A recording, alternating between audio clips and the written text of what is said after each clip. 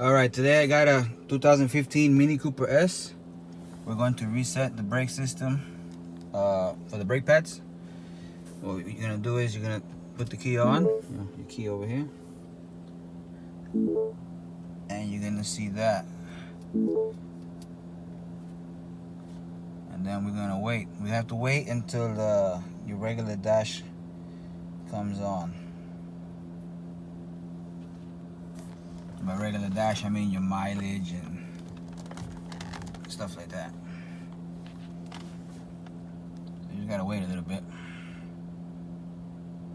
See? And then what we do is you press the trip counter, the trip reset button here. You hold it, and you'll get your resets possible. We didn't do brake fluid, we're not resetting that. See, there's the front brakes I just did.